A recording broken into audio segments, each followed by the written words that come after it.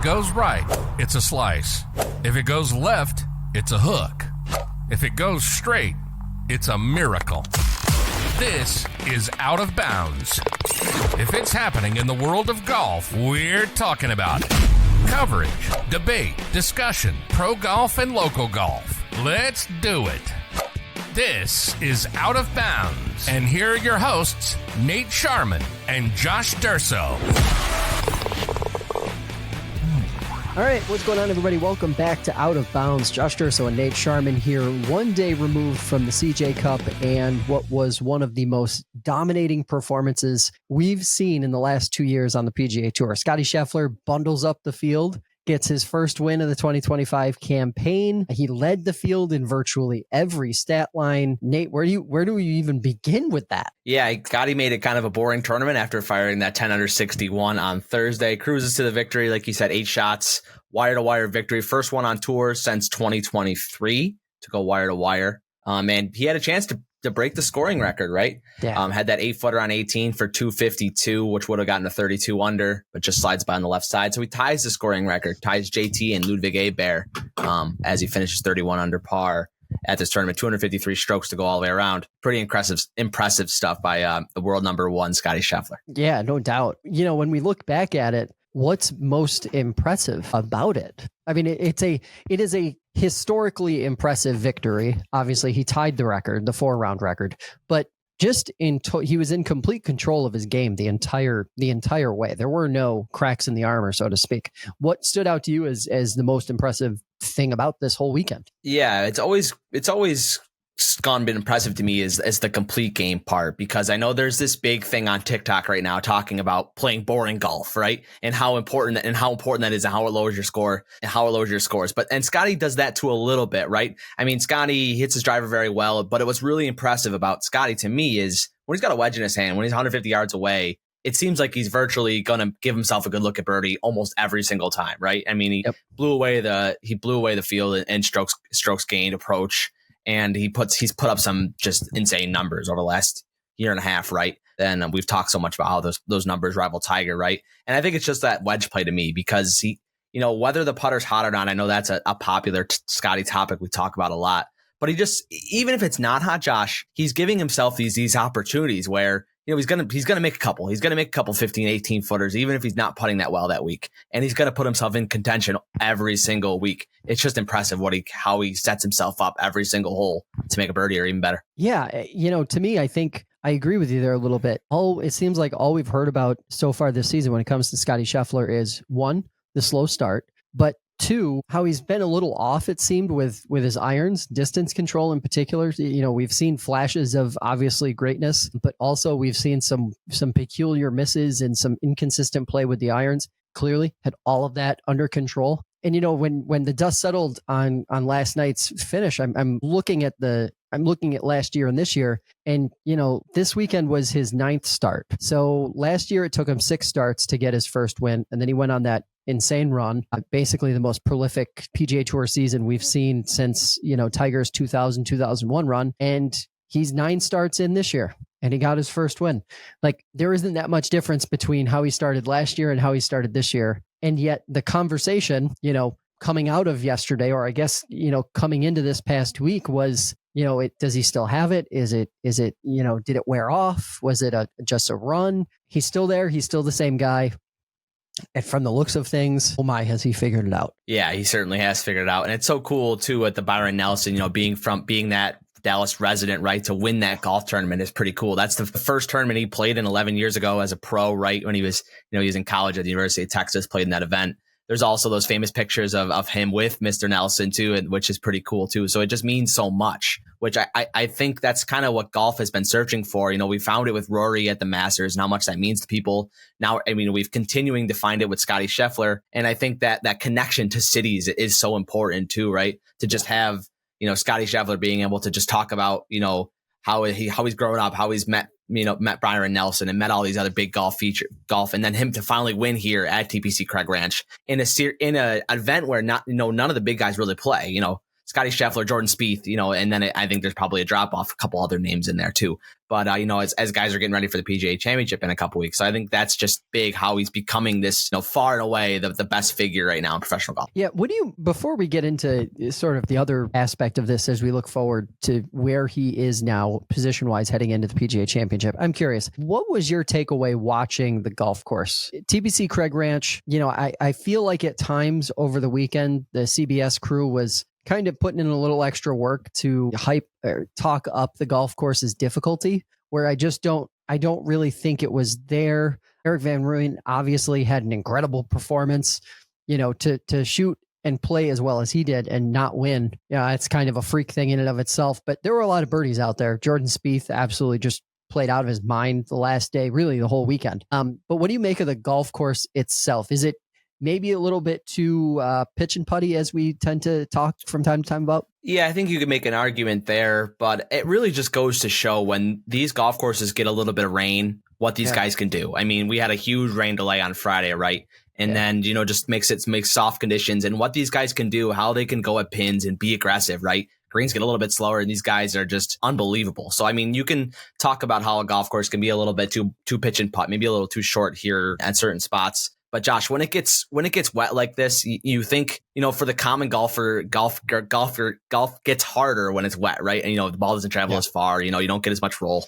But for professional golfers, it's the other way around because, they can be so aggressive at these pins and make birdies in a flurry, right? And Scottie on that final day, we thought maybe he would just kind of get around the golf course, but he made 4 or 5 in a row, 2 on that front 9. So it's just incredible, Josh. What do you think? I don't mind the scoring when we see it get high like this or low like this because it doesn't happen that often. I think it's refreshing every now and then to see these guys really go out and be able to attack a golf course, especially after watching, we've seen a lot of low scoring affairs over the last, month and a half. It's a nice change. I guess 2 things stand out. One, I wish there wasn't as much focus on it in the broadcast, trying to talk up the difficulty of the golf course when these guys are throwing out birdies left and right. But then the other part of it, I wish more people thought about when they do get frustrated about, a birdie fest. Keep in mind that these places have to be operating golf courses the rest of the year. They have tee times. They have people playing them, like they're businesses. They have to be able to operate all year. So they can't not every venue is going to be able to dry itself out, weather aside, string itself out to the very, edge of playability where these guys really struggle, especially when you're talking about the greens. So, it's just not possible. So I don't mind it. I don't want to see it every week, but I don't mind seeing it in an event like this. Certainly. And one more thing about the broadcast too, that's just a really hard golf event to broadcast, right? Especially when Scottie Scheffler's got a 6-shot lead for 36 holes of the golf tournament or more, right? There's not a lot of stuff to talk about. Scottie Scheffler's going to win this event. We knew this on Friday morning at 10 o'clock, that Scottie's going to win this event. We knew it on Friday night, I think. Thursday night, I mean. So it's just like, you can talk about Scottie Scheffler and how good he is until you're blue in the face, right? And I think you're warranted to do that. But at the end of the day, you got to talk about how this event can be won by somebody else and how this is a tough golf course at times. But even yourself, that Scottie Scheffler's going to win, but you still have to do that for TV a little bit, right? Yeah. Yeah, it did. I guess at points yesterday, it just felt a bit on the nose. Let's talk about the other golf tournament before we get into PGA Championship preview stuff here. We'll get into that later in the show. But let's first talk about Bryson DeChambeau getting back in the winner's circle over at LIV Golf Korea. It was his first win of the season, 3rd overall. The Crushers won the team title at the event, of course. He finished 2 strokes ahead of Charles Howell, getting that individual title. Good stuff all around. Obviously, Bryson DeChambeau winning on LIV, winning anywhere on planet Earth is good for golf, right? Yeah, Bryson's been knocking at the door, especially on LIV these last few events, right? LIV Miami had the lead, another LIV tournament, I think he had lead at some point too. And then at the Masters, obviously, we know how well he played. So that's just really cool for Bryson to, how hard he's worked and how much he's put into his game. He's gotten the results, but it just hasn't proved out to a win in the last month. And he finally gets this win. So that's pretty cool.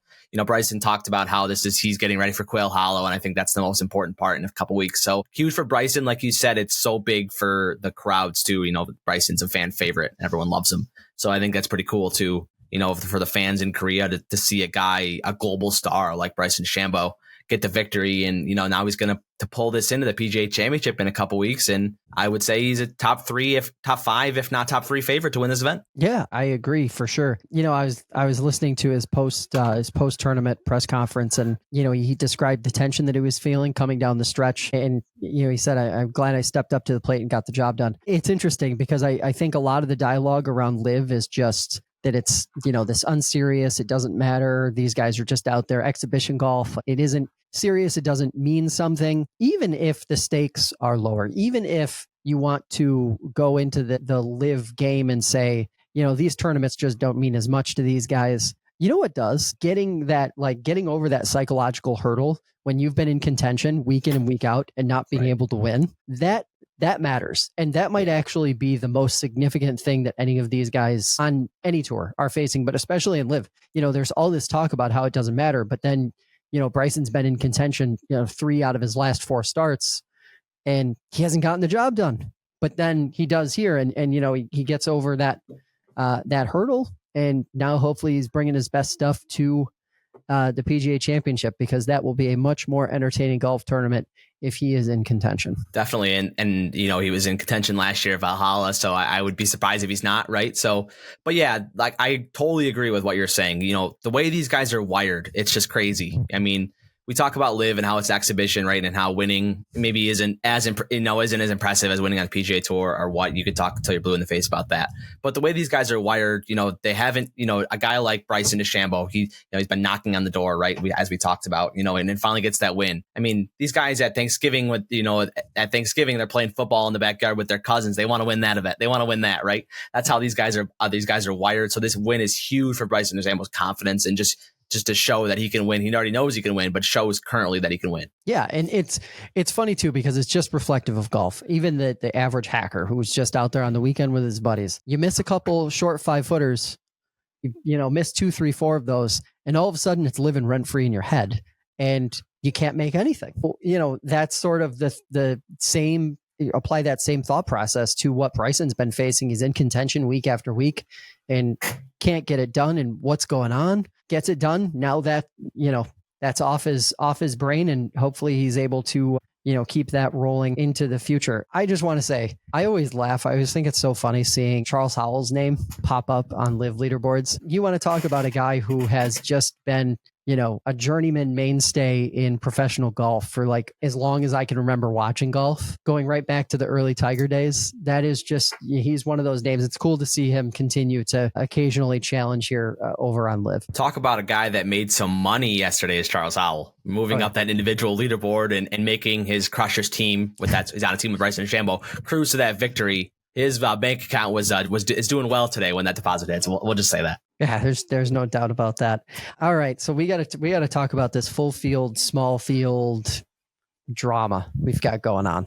Erik Van Rooyen was asked about playing into next week's signature event, and he had some interesting remarks. He basically said, I'm not going to read the whole quote, but he basically said, full field events are the strongest field events. Very comfortable with saying publicly that he believes that's the most challenging golf in the professional game. Nate, we've talked about this before. What stood out to you about his comments? Obviously, these aren't the first comments he's made about it. This has been a thing for him. What did you make of that when you read it? So I will partially agree with Erik Van Rooyen. Beating 140 golfers is more impressive than being 60 sometimes. It is tough that Erik Van Rooyen said this in a week where the best golfer in the world won by 8. It's tough that these comments surface. Then that's not a good detriment to it, right? But yeah, I think what Erik Van Rooyen is saying about qualifying for the Truist and how it's not right, how he doesn't believe any of this is right. He also, he said it last year. He talked about Wyndham Clark, wanting to shorten these ways to get in signature events, and right after he won his major championship and got into all that stuff. So it's very interesting with Erik Van Rooyen. I think a lot of it needed to be said, and he's been right there on the front line saying it. So that's pretty cool. Yeah, I don't know. I'm kind of conflicted because I'm thinking of, I went back and I checked his stats so far for this season. He's 44th in strokes gained approach, 14th in total driving, 38th in greens and reg, 35th in proximity to the hole, 3rd in approach from 200 yards, and 56th in strokes gained total. Yet he's missed as many cuts as he's made, 6 each, but if you're just looking at the stats, you'd say he's one of the 60 best golfers on the PGA Tour right now. And yet he just qualified for this event. There's this gap between the eyeball test, the rankings, and the way the PGA Tour decides who does and doesn't get into signature events. And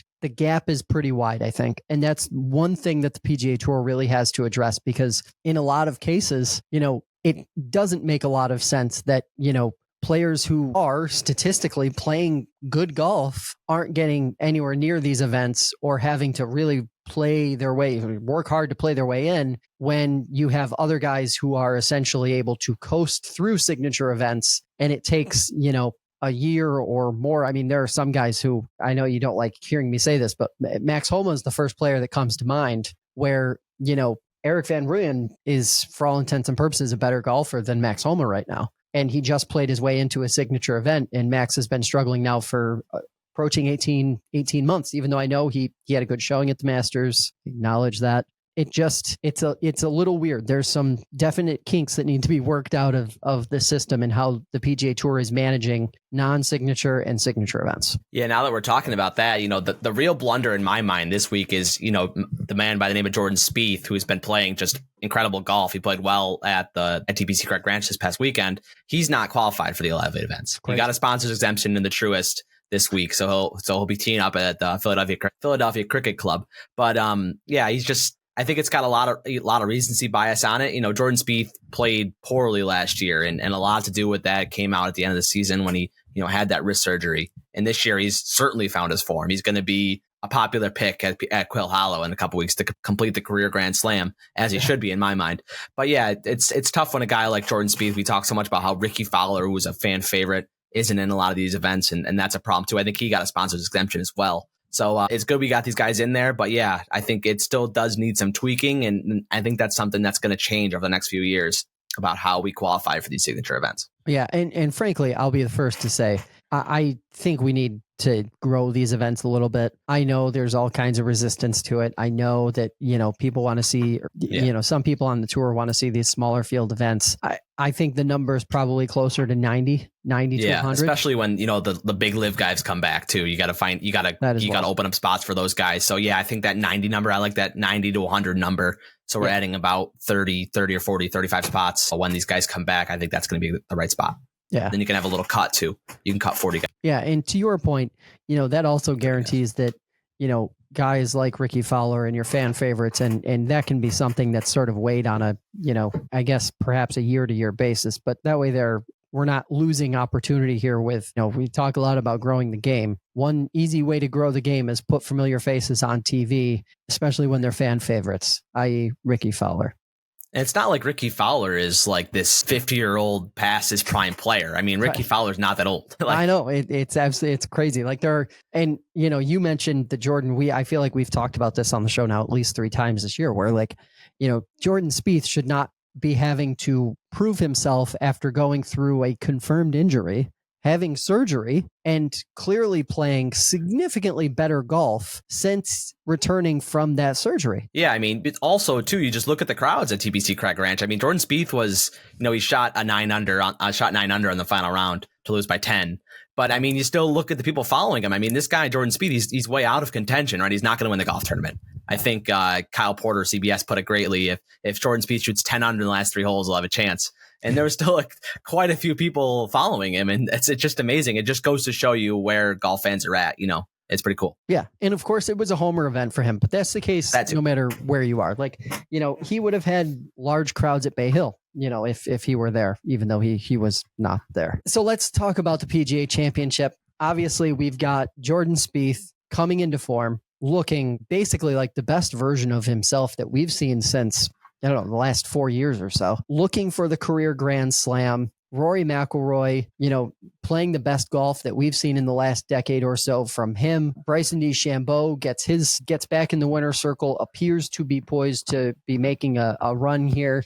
And of course, can't not mention Scottie Scheffler. Scottie Scheffler also back in the winner's circle and dominating ball striking like he tends to do when he's playing well. So out of those four people, what are you thinking? Are you leaning any way yet out of the four of those? Oh man, I've been thinking about this a little bit. We still have a little bit of time, but I'm still thinking of, I love Jordan Spieth, about how he's playing and how he's sort of captured the minds of people. But it's hard to look past Rory McIlroy, who's won 4 times at Quail Hollow in some versions of the Wells Fargo tournament in his illustrious career. And obviously he's playing some of the best golf that he's of his career, right? He won the Masters and they played well to Zurich. So I think it's hard to not pick Rory McIlroy. And then you go to the world number 1, who just annihilated the field this past week. So, and we won't see Scottie Scheffler this week at the Truist, but we will see him obviously in 2 weeks. I will say that I don't think Scottie's going to get arrested at Quail Hollow in Charlotte this week or next week. So I think that'll play a huge factor. We obviously got arrested trying to enter Valhalla last year. So do you have a guy that you're thinking about? My gut says that if Scottie Scheffler is in form, meaning if we get the version of Scottie Scheffler that we got this past weekend, the field is toast. The PGA Tour cannot touch him. We've already seen this. This is established. This theory was proven last year. But, I really want to see Jordan Spieth complete the career Grand Slam, mostly because I think in terms of it would make his career one of the most unique ever. Right. Because he isn't a prolific winner. Now, obviously, he's got a lot of years left. He could win more golf tournaments, even beyond a prospective PGA Championship. But if he won the PGA Championship and then didn't win another golf tournament the rest of his career, he would have one of the most interesting, odd resumes. You would have to include him in the top 10 ever discussion because he would have the Grand Slam. But just by volume of wins, he'd be eclipsed by a ton of golfers. It would be really, really interesting. Combine that with how much of a fan favorite he is. I just think it would be awesome. It'd be pretty cool if we can nail our second career Grand Slam of the year, right? And then we can roll into the U.S. Open at Oakmont and get Phil his Grand Slam and just do 3 of them. Why not? What do you make of that? What do you make of that, though? That the complexity that rears its ugly head if he did get the career Grand Slam. In theory, whether he gets it done this year or not, he's the next most likely to do it. Phil, I think, is too old at this point to be able to pull it off, especially given that he has to win a U.S. Open to get it done. Whereas a PGA Championship, kind of viewed as the easiest of the majors. Jordan Spieth, still a young man in the grand scheme of things. Lower 30s, he's not, 40, 42 years old. He's got at least another, say, 6 to 8 years of prime play ahead of him.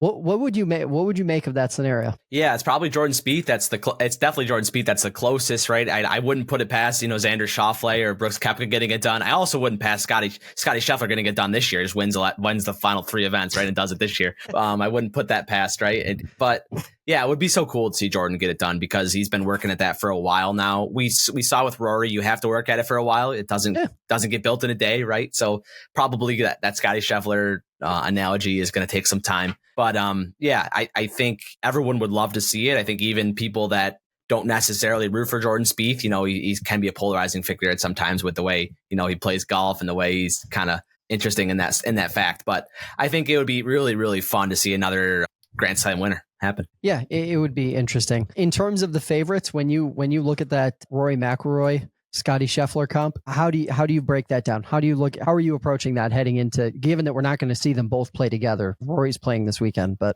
we're not going to see Scottie. Scottie's by far the favorite, right? I mean, just the way he's played and the way he's played in the last 2 years, and now he gets it back into form, it looks like, obviously. So I think he's far and away the favorite in my mind. But yeah, Rory's chomping right at his behind, right? Winning the Masters and, playing well in his last event, and just the history of him winning here multiple times. Yeah.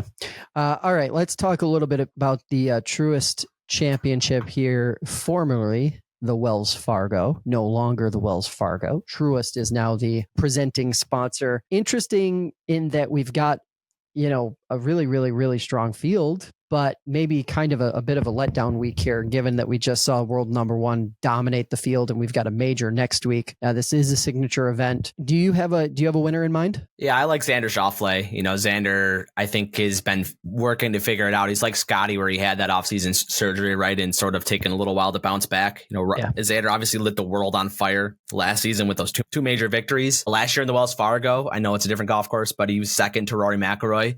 So I think that's interesting. Rory did run away with that one. It wasn't really close. So Xander kind of backdoored his way into a second place there, if I remember correctly. But Xander, I think it's time for him to win because, he's working through that. He's getting better. He played well at the Masters, finished T8 there. So I think he's building upon it, and I wouldn't be surprised if Xander gets it going here for the season. Do you have a pick? Colin Morikawa. I think he's going to get it done. I think he's going to put all the chatter to bed finally about what he can and can't get done. It's obviously been a while since he's been in the winner's circle, but he's the fourth best golfer on the planet. He plays outside of Scottie Scheffler. I would argue that he's been the most consistent player since 2022, 2023, despite not having a win. He's racks up the top 10s, racks up the top 5s. He's had some runner ups. He came really close. I think he would have had a win in 24 if it weren't for Scottie Scheffler himself. So, I take that. And I think with a caddy switch, new caddy, new day, yep. I think he gets the job done. Speaking of new caddy switch, there's been a lot of new caddy switches on the PGA Tour in the last, 6 months? A lot. Yeah. Yeah. It's really interesting with Justin Thomas. He's going back to Justin Thomas is staying with the caddy, even though Joe Griner came on the bag with him and won that tournament with him. I thought that was interesting what move he was going to make, but it sounded like Justin Thomas never really even thought about it. Yeah. And you know what? Like it's interesting to me because I always think to myself, how much does the caddy really play into, their psychology of how they approach a tournament and how much of a factor it is coming down the stretch for them and how comfortable they are and if they're able to convert or not. Maybe this is what Colin needs. Maybe a fresh set of shoulders carrying the bag is exactly what the doctor ordered. I will say that I think Ted Scott is just really helps out Scottie Scheffler, and I think that needs to be talked about more because Ted Scott is a caddy that's been around the block a lot and he's done a lot of winning, right? Oh, yeah. And we talk about how lucky he is for be on Scottie Scheffler's bag, right? For those wins and stuff. But Ted Scott is just a really tactile caddy, and I think that plays a lot into when I talked about Scottie hitting those irons or getting those wedges to the right spot and giving him a chance at birdie because Ted knows these courses and studies these courses extensively, right? So he's able to kind of sort of feed that information, and Scottie does it too, to know where he needs to be on the green. A 4-footer or 4 or 5-footer from the one side of the hole might be trickier than an 8-footer from the other side of the hole. And Ted knows that and knows how to exploit these spots. And Scottie's just so good that he can hit it there. So it's a really good partnership and one that I think is really important. We saw Scottie sort of struggle without Ted there last year with the graduation of his kid there. That was also at the PGA. So I think that's something that needs to be talked about more with some of these big guys, how big a caddy can be, whether it be on the psychological side or the tactical side, right? Yeah. And I would also argue that, Ted Scott, when, the dust settles on his career as a caddy, he's probably going to be viewed as one of the more prolific and successful caddies in the history of golf, right? I mean, if Scottie's career goes how it's going, right? I mean, he's going to rip off a ton more tournaments than Ted's going to be on the bag for every one of them. So I wouldn't be surprised if he's won, if not really close to one. Yeah. And he was established before Scottie Scheffler. So it's not like a new trick for him. Yeah. I look at that too, as like, matching up the personalities, everyone talks about, how grounded Scottie Scheffler is. Obviously he talks, when asked, he talks a lot about his faith. He's just so level when he's out there playing golf, no matter how much pressure and tension is ratcheted up around him on the golf course. He is just this level player. I was just watching a bunch of clips yesterday. Scottie making all these incredible shots, holing out from the bunker, from the fairway, this, that, the other, and just having almost no reaction, just staying so level. And in a lot of ways, Ted Scott exudes that exact same energy, that just level, exactly like Scottie Scheffler is. And, I think that plays a lot into how well they were able to work together. Yeah. And I think you're hit the nail right on the head because Scottie, like in college and stuff, you see clips of him. He was a very more emotional player. And then, he's worked into this subdued kind of player. And I think Ted has a little bit to do with that. You look at some of the other big golfers, you look at Rory McIlroy, very subdued on the golf course, and he's been a very successful golfer in his career. So that's something that it kind of points to. But then you look at a guy like Bryson DeChambeau, who's very, very, very, very popular and very not subdued on the golf course, right? Oftentimes fist bumping fans and yelling and screaming and fist bumping. So it's really interesting. It just goes to show that different people prefer different things, right? In that sense. Yeah. But also to your point earlier, having a good, strong, publicly strong relationship between player and caddy is essential. All those players you just mentioned have incredibly strong and publicly strong relationships with their caddies. And that obviously makes a huge difference. But that is that. That's going to do it for this episode of Out of Bounds. We're on TikTok and YouTube all week long, so check us out there. And we're also on the internet now, as in we have a website. It's outofbounds.golf. That's outofbounds.golf. Check it out. Tournament coverage, a lot more throughout the week. But if you're getting out there to play, sun's out, you know the drill. Whether it's down the middle or out of bounds, keep on swinging. You've been listening to Out of Bounds. If it's coverage, debate, or discussion of pro and local golf, we'll be talking about it. Be sure to visit the website. Find us on TikTok, Instagram, and Twitter. See you next time on Out of Bounds.